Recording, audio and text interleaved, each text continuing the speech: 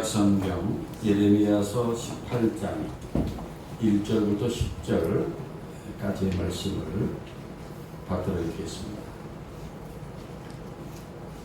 여호와께로부터 예레미야에게 임한 말씀에 이르시되 너는 일어나 토기장의 집으로 내려가라. 내가 거기에서 내 말을 네게 들려주리라 하시기로 내가 토기장의 집으로 내려가서 본즉 그가 농로로 일을 하는데 진흙으로 만든 그릇이 토기장이의 손에서 터지매 그가 그곳으로 자기 의견에 좋은 대로 다른 그릇을 만들더라. 그때 여호와의 말씀이 내게 임하니라. 이르시되 여호와의 말씀이니라. 이스라엘 족속아, 이 토기장이가 하는 것 같이 내가 능히 너에게 행하지 못하겠느냐. 이스라엘 족속아, 진흙이 토기장의 손에 있음 같이 너희가 내 손에 있느니라. 내가 어느 민족이나 국가를 뽑거나 부수거나 멸하라 할 때에 만일 내가 말한 그 민족이 그의 악에서 돌이키면 내가 그에게 내리기로 생각하였던 재앙에 대하여 뜻을 돌이키겠고 내가 어느 민족이나 국가를 건설하거나 심으리 할 때에 만일 그들이 나보기 악한 것을 행하여 내 목소리를 충종하지 아니하면 내가 그에게 유익하게 하리라고 한 복에 대하여 뜻을 돌이키리라. 아멘. 하나님의 말씀입니다. 하나님께 찬송하고 예배드리는 것은 우리들에게 무엇보다 축복되고 중요한 일입니다. 있습니까? 중국 명나라 때 소설 서유기에 이런 이야기가 있습니다. 손오공이 부처가 있는 천상에 올라가서 난동을 부리고 도망을 칩니다. 이 손오공은 하루 종일 뛰어서 달아났어요. 그리고 이제는 나를 못 찾겠지, 내가 어디 있는지도 모르겠지 하면서 발걸음을 멈추고 잠시 쉬려고 하는데 이놈 손오공아 하는 부처의 소리가 들려요. 손오공은 언제 나를 쫓아왔지? 그렇게 생각을 하는데 내가 네 뒤를 쫓아온 것이 아니라 너는 내 손에 있었다 하는 그런 부처의 소리가 들립니다. 하루 종일 뛰어봤지만은 부처의 손 안에 있었다는 거예요. 소설 속의 이야기입니다만은 그 이야기 속에 부처의 손이 그렇게 크다면은 우리 하나님의 손은 얼마나 더 크시겠어요? 하루 종일이 아니라 우리가 평생을 뛰어봐야 그리고 더 이상 수천 년, 수만 년의 일들이 모두 하나님의 손 안에 있습니다. 시편 139편 7절부터 10절의 말씀을 보면은 내가 주의 영을 떠나 어디로 가며 주의 앞에서 어디로 피하리까. 내가 하늘에 올라갈지라도 거기 계시며 수월에 내 자리를 펼지라도 거기 계시고 내가 새벽 날개를 치며 바다 끝에 가서 거주할지라도 거기서도 주의 손이 나를 인도하시며 주의 오른손이 나를 붙드시리라. 다윗이 그렇게 고백해요. 다윗이 어디에 가든지 거기 하나님이 계시는 거예요. 그리고 하나님의 손이 다윗을 이끌고 붙들고 계시는 거예요. 오늘 말씀 예레미야 18장 6절에도 보면은 너희가 내 손에 있느니라 라고 하나님이 말씀하십니다. 있습니까? 오늘 말씀을 기록한 이 선지자 예레미야는 자기 조국 남한국 유다가 바벨론에 의해서 멸망할 주전 586년을 전후해서 약 40년 동안 활동한 선지자였습니다. 예레미야가 눈물을 많이 흘려서 눈물의 선지자라 하는 그런 별명을 가졌는데 그렇게 선지자가 눈물을 많이 흘린 이유는 자기의 조국이 망하는 것을 지켜봐야 했기 때문이에요. 여러분, 자기 나라가 지린멸렬하고 풍비박산이 나고 그리고 바벨론에 의해서 짓밟히는 것을 지켜보는 그 마음이 얼마나 아프겠어요. 그래서 선지자 예레미야는 40년이 넘는 세월 동안에 눈물을 흘리면서 자기 동족 이스라엘 백성들에게 하나님의 심판을 선포했습니다. 하나님을 거역하고 타락한 백성들에게 무서운 심판이 다가왔으니 제발 회개하라 말마다 외치고 다녔습니다. 그러나 이스라엘 백성들은 회개하지 않고 오히려 이 선지자를 죽이려고 합니다. 그럴 때 이 예레미야는 지치고 피곤하여 탈취하지 않을 수가 없었습니다. 그렇게 예레미야가 낙심하고 지쳐있을 때 하나님께서 그에게 한 토기장의 집으로 내려가라고 하십니다. 거기에서 말씀을 들려주시겠다고 하십니다. 그래서 예레미야는 순종하여 토기장의 집으로 내려갑니다. 가서 보니 마침 그 토기장이가 진흙을 농로 위에 올려놓고 일을 하고 있어요. 그릇을 만들고 있어요. 그런데 농로 위에서 토기가 잘 만들어지지 않고 한쪽이 터지면 그 만들던 진흙을 다시 뭉개가지고 다시 그가 원하는 다른 그릇을 만들고 있었어요. 그런 토기장이를 보고 있는 예레미야에게 하나님께서 말씀하십니다. 오늘 말씀 6절입니다. 여호와의 말씀입니다. 이스라엘 족속, 이 토기장이가 하는 것 같이 내가 너희에게 행하지 못하겠느냐. 이스라엘 족속아 진흙이 토기장이의 손에 있음 같이 너희가 내 손에 있느니라. 아멘입니까? 오늘 본문의 말씀은 어떤 의미의 말씀일까요? 좋은 의미일까요? 안 좋은 의미일까요? 결론부터 말씀드리면 오늘의 이 말씀은 그 절망하는 예레미야에게 주시는 소망의 말씀이었어요. 왜냐하면 오늘의 이 말씀은 지금 이스라엘 백성들이 하나님으로부터 멀어지면서 이제 멸망을 당할 것이지만 그래도 그들은 여전히 하나님의 손에 있다는 거예요. 할렐루야. 결국 그 모든 일들이 다 하나님께서 이스라엘을 아름다운 토기로 빚어가시는 과정이고 절대 주권을 가지고 계시면 하나님께서 결국에는 이스라엘을 다시 새롭게 빚어서 아름다운 그릇을 만드시겠다는 약속이었어요. 그렇게 토기장에 있는 하나님은 진흙을 다루시는데 본문 6절에 보면 너희가 내 손에 있는지라 하는 말씀이 그 진흙에 대한 모든 주권이 하나님 손에 있다는 것입니다. 여러분, 토기장이는 그 진흙을 주물러서 그릇을 만듭니다. 그 토기장이가 만들고 싶은 대로 만듭니다. 밥그릇도 만들고 국국도 만들고 항아리도 만들고 항아리도 큰 항아리도 만들고 작은 항아리도 만듭니다. 여러 가지를 만듭니다. 토기장이의 손에서 다 결정됩니다. 그 진흙의 모양과 용도와 가치가 결정됩니다. 그렇게 우리 하나님도 이 세상에 대해서 우리들에 대해서 그렇습니다. 하나님도 토기장이가 하는 것 같이 절대 주권을 가지고 계십니다. 그 절대 주권으로 우리들 사람을 키우셨습니다. 창세기 2장에 보면은 창조주 하나님이 흙으로 사람을 지으시고 코에 생기를 불어넣으셔서 하나님의 형상을 가진 존재로 우리를 지으셨고 그리고 생육하고 번성하여 세상의 모든 것을 다스리게 하셨습니다.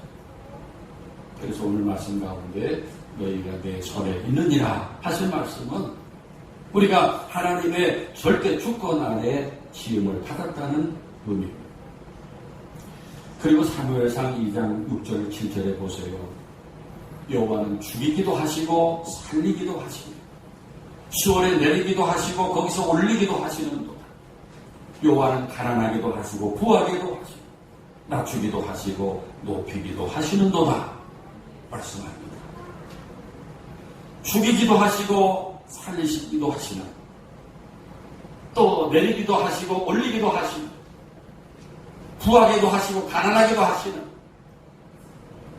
낮추기도 하시고 높이기도 하시는 모든 권세가 하나님께 있는 거예요. 믿습니까? 그래서 여러분들 살고 죽는 것을 낮아지고 올라가는 것을 부해지고 가난해지는 것을 하나님께 맡기시기 바랍니다. 주권이 하나님께 있습니다. 창세기의 야곱을 보세요. 하나님은 그 겁쟁이, 꾀쟁이, 그 욕심쟁이 야곱을 그 이스라엘 12지파의 조상으로 삼으셨어요.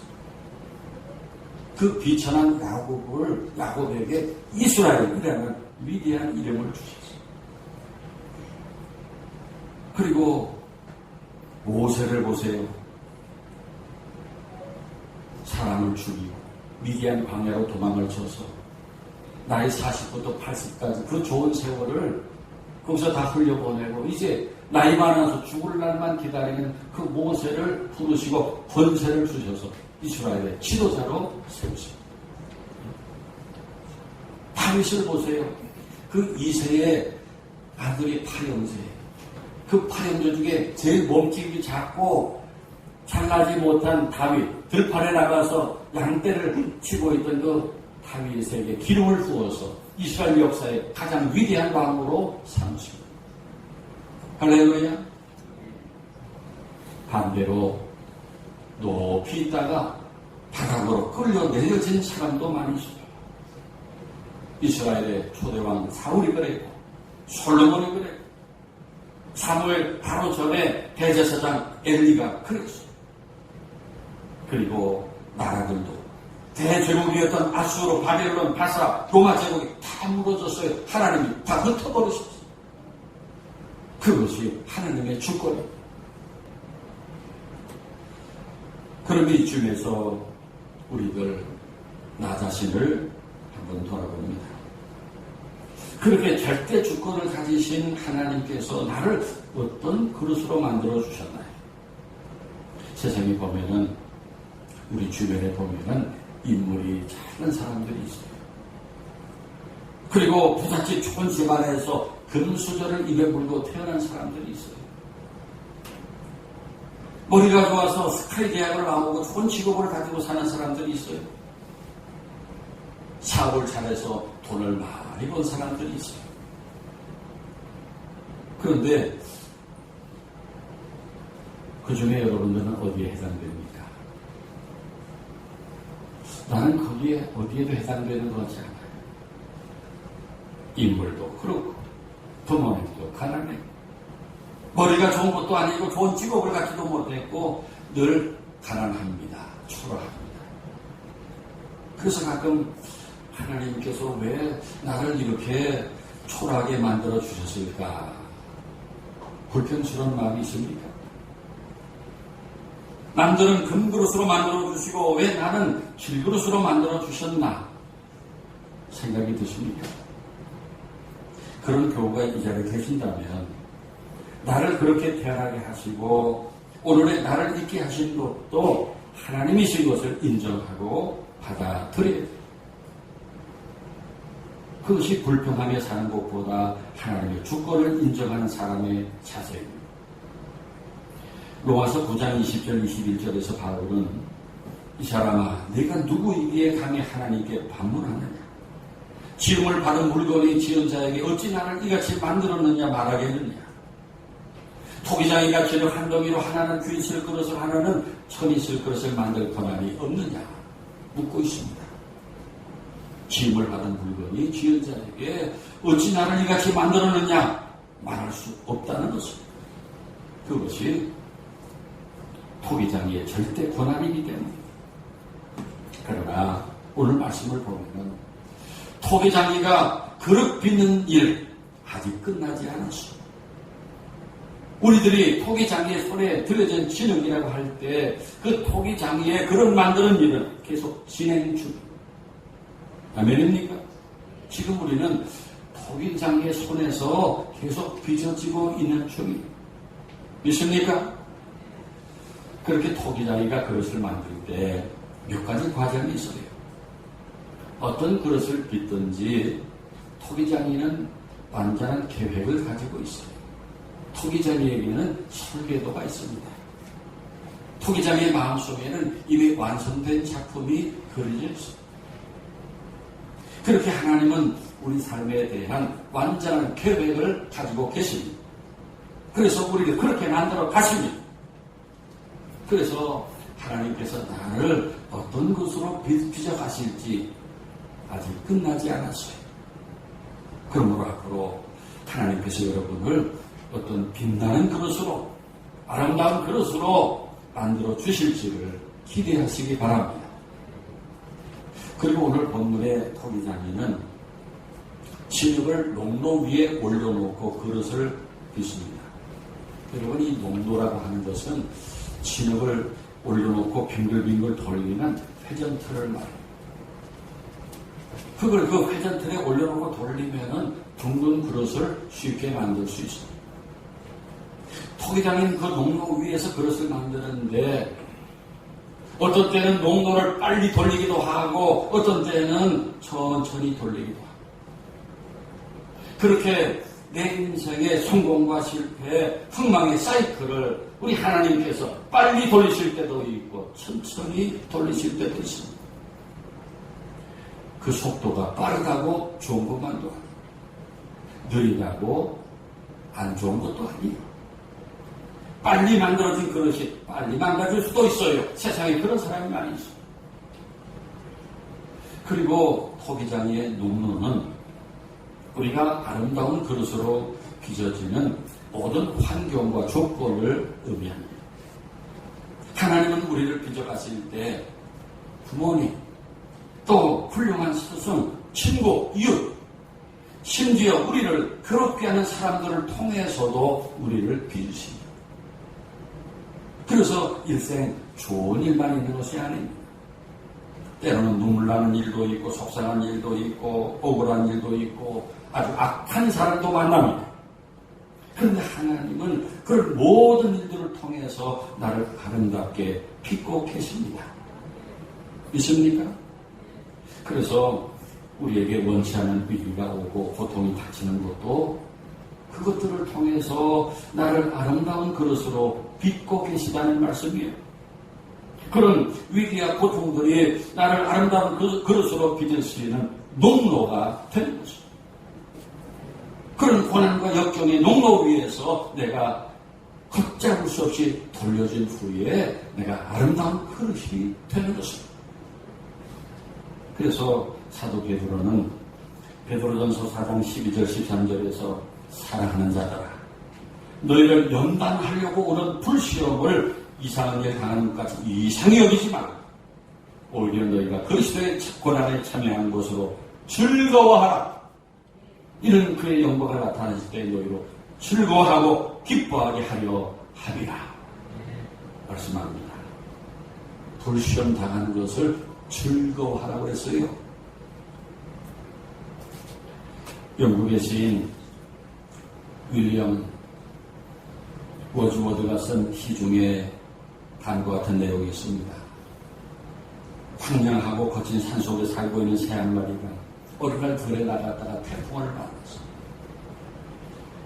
그 새는 자기 둥지를 떠나지 않기 위해서 있는 힘을 다해서 발버둥을 칩니다. 자기 둥지를 떠나지 않기 위해서 이제 그 산을 벗어나지 않기 위해서 몸부림을 치는데 자기 둥지로 날아갈 수가 없어요. 하는 수 없이 새는 폭풍에 몸을 맡기고 강한 폭풍을 따라 한참을 날아갔어요. 드디어 폭풍이 잠잠해졌어요.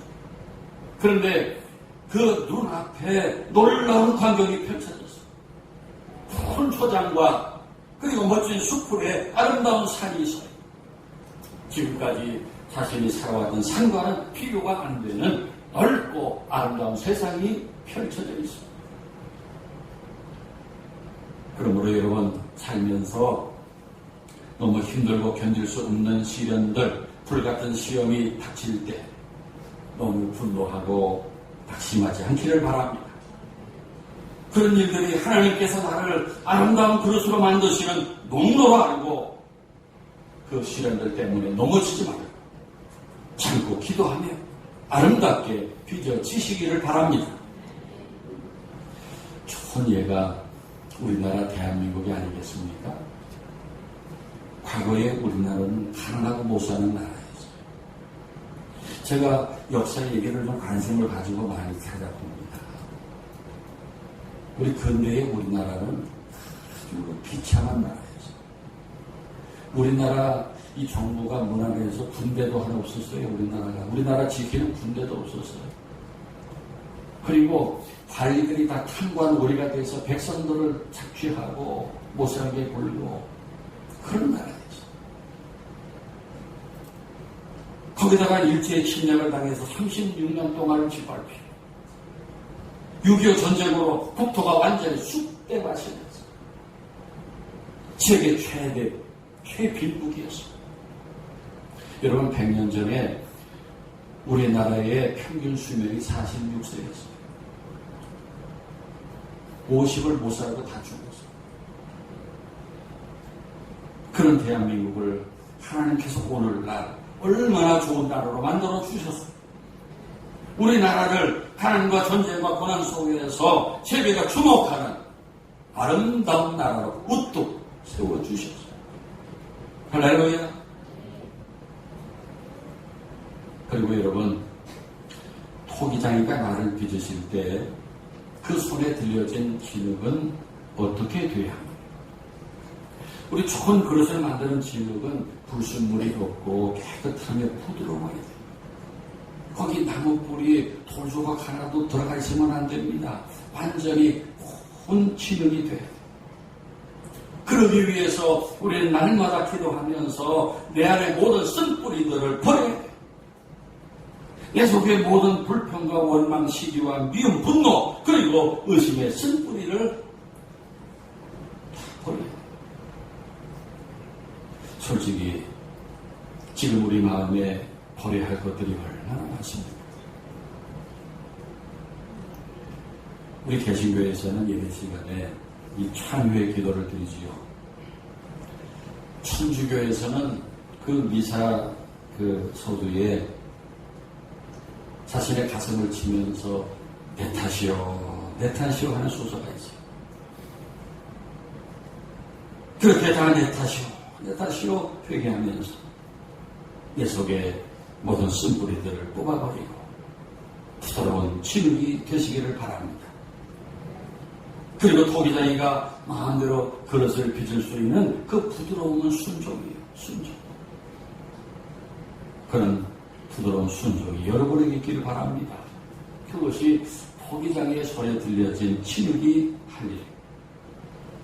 그래서 오늘 본 말씀의 결론이 5절부터 10절의 말씀인데 6절에 보세요. 여호와의 말씀이니라. 이스라엘 족속아 이 토기장이가 하는 것 같이 내가 능히 너에게 행하지 못하게 했느냐. 이스라엘 족속아 진흙이 토기장이의 손에 있음 같이 너희가 내 손에 있느니라. 다른 말로 표현한다면 그 토기장이가 그 터진 진흙덩이로 원하는 그릇을 다시 만들었듯이 내가 너희를 다시 만들지 못하겠느냐 라는 말씀이에요. 하나님은 얼마든지 우리들을 아름다운 것으로 새 것으로 만드실 수 있다는 것입니다. 오늘날 너희들이 터진 진흙덩어리 같이 되었지만 하나님께서 그것을 다시 아름다운 것으로 새 것으로 만드시겠다는 선언입니다. 그래서 여러분 지금 내 인생이 실패인 것 같다, 망가졌다, 초라하고 비참하다라고 말씀하는 교우가 계십니까? 아직 토기장의 작업이 끝나지 않았습니다. 우리는 하나님의 손에서 얼마든지 역전성을 거두는 인생이 될 수 있습니다. 그 꿈을 버리지 마시기 바랍니다. 지금 우리나라도 그렇고 전 세계가 마찬가지입니다. 위기입니다. 그 러시아라는 나라가 전쟁을 일으켜서 아주 세계 분위기를 확 깼어요. 지금 일본도 불가피해서 그렇다고 합니다만은 또 과학적으로는 큰 문제가 없다고 합니다만은 그 방사능 그 물질이 있는 물을 갖다가 바다에 버려서 앞으로 어떻게 될지 걱정입니다. 거기다가 기후위기가 심각합니다. 여러분 지금 캐나다를 비롯해서 세계 도처에서 엄청난 산불이 일어나서 지금도 타고 있습니다. 이럴 때 우리는 다시 한번 하나님 앞에 엎드리고 무릎 꿇고 이 토기장이 하나님의 손에 들려지는 우리들이 되어야 하겠습니다. 복음송가 중에 부서져야 하리라는 찬양이 있어요. 부서져야 하리, 부서져야 하리. 무너져야 하리, 무너져야 하리. 깨져야 하리, 더 많이 깨져야 하리. 씻겨야 하리, 깨끗이 씻겨야 하리. 다 버리고, 다 고치고, 겸손히 나아져. 주 앞에서 정결하고 자랑치 못할 거예요. 라는 찬양인데, 김소엽 시인이 지은 바다에 뜨는 별이라는 시를 가지고 지어진 찬양입니다. 우리 찬양을 잠시 들어보겠습니다. 이 가사를 지은 김소엽 시인은 초등학교 5학년 때 어머니가 돌아가셨어요. 신앙생활을 열심히 했는데 결혼하고 13년 만에 초등학교 3학년 된 딸 하나를 남겨놓고 연세대학교 영문과 교수였던 남편 양영재 장로가 40대 젊은 나이에 과로사로 세상을 떠났어요. 남편이 그렇게 갑자기 떠난 후에 음식은 먹을 수가 없고 링거를 꽂고 생명을 연장했어요. 누구의 위로도 싫었고 기도도 안 나왔어요. 찬송도 부를 수 없었어요. 하나님을 원망하고 분노했어요. 얼치할 바를 몰라 흐르는 눈물을 닦으면서 신혼여행지였던 충무 바닷가에로 갔어요. 가서 죽으려고 했어요. 마귀가 자꾸 바다에 빠져 죽으라고 말합니다. 그런데 바다를 묵묵히 바라보고 있는데 하나님의 음성이 들렸어요. 바다는 묵묵히 그 고통을 인내하며 도리어 그 고통을 사겨 소금을 만들어내고 있다. 너의 그 고난을 소금으로 만들어 내지 않겠느냐 하는 하나님의 음성이 들렸어요. 거기에서 이 시가 만들어졌습니다. 우리 히브리 격언에 하나님은 부서진 것을 사용하신다라는 말이 있어요. 사랑하는 여러분, 오늘 예레미야 18장의 이 말씀이 여러분에게 주시는 생명의 말씀이 되고 비전이 되길 바랍니다. 너희가 내 손에 있느니라 하신 말씀을 잊지 맙시다. 우리 하나님 우리의 토기장이시고 우리는 그 손에 진흙인 것을 잊지 맙시다.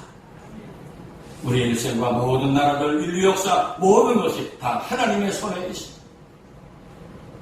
이 사실을 기억하고 우리 삶에 일어나는 모든 일들이 하나님의 농로인 것을 알고 그 농로 위에서 우리가 더 부서지고 더 무너지고 더 깨져서 아름다운 믿음으로 성숙한 인격으로 빚어지기를 바랍니다. 하나님께서 저와 여러분 우리 모두를 다시 아름다운 그릇들로 빚어주시기를 축원합니다. 기도하겠습니다.